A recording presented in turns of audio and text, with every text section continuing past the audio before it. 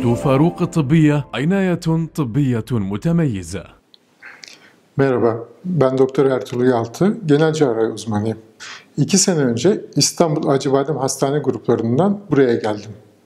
2 senedir de Süleymaniye'de ileri teknolojiyle donatılmış olan Faruk Medikal City Hastanesi'nde çalışmaktayım. Geldiğimden beri burada başarıyla sonuçlanan çok sayıda ameliyat yaptım. Ben ameliyatlarımı genel olarak laparoskopik olarak yapmaktayım. Yani kapalı ameliyatlar. 23 senedir bu ameliyatları yapıyorum. Başlangıçta safra kesesi ameliyatları, apandis ameliyatlarını laparoskopik yapıyorduk. Daha sonra tecrübe arttıkça, teknoloji geliştikçe fıtık ameliyatlarında laparoskopik yapmaya başladık.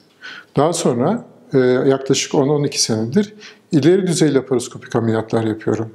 Bunlar ileri deneyim gerektiren laparoskopik ameliyatlar. Mesela dalak ameliyatları, böbrek üstü bezi ameliyatları, mide ameliyatları, kolon ameliyatları, kolon kanseri ameliyatları gibi ameliyatlar. Zayıflama ameliyatları da yine laparoskopik olarak yaptığım ameliyatlardandır. Niye laparoskopik ameliyatlar yapıyoruz? Ameliyatları niçin laparoskopik yöntemle yapıyoruz? Laparoskopik ameliyatlar minimal invaziv cerrahi diye geçiyor. Yani az hasar veren ameliyatlar. Dokuya az hasar veriyor. Bu nedenle ameliyat sonrası ağrılar az oluyor. İlaç az kullanıyor hasta. Erken taburcu oluyor. Neredeyse bir gün sonra taburcu ediyoruz. Normal hayata dönüşleri de daha hızlı oluyor. Bu nedenle laparoskopik ameliyatları tercih ediyoruz. Bunun yanında laparoskopik ameliyatların doktorlara verdiği kolaylıklar var. Nedir?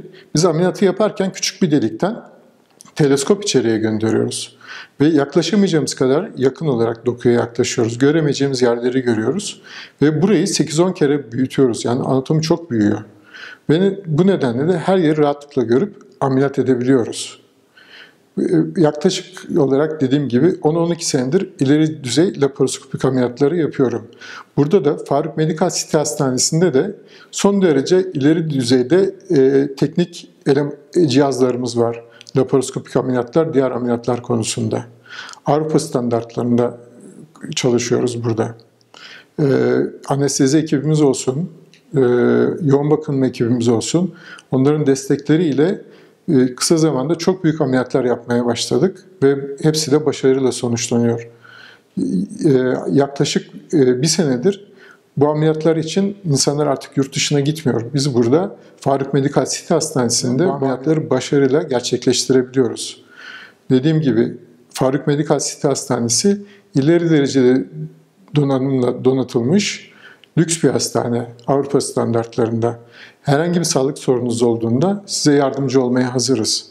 Yurt dışına gitmenize gerek yok. Biz burada ekibimizle beraber bütün ameliyatları yapabilmekteyiz. Size sağlıklı günler dilerim. Hoşça kalın.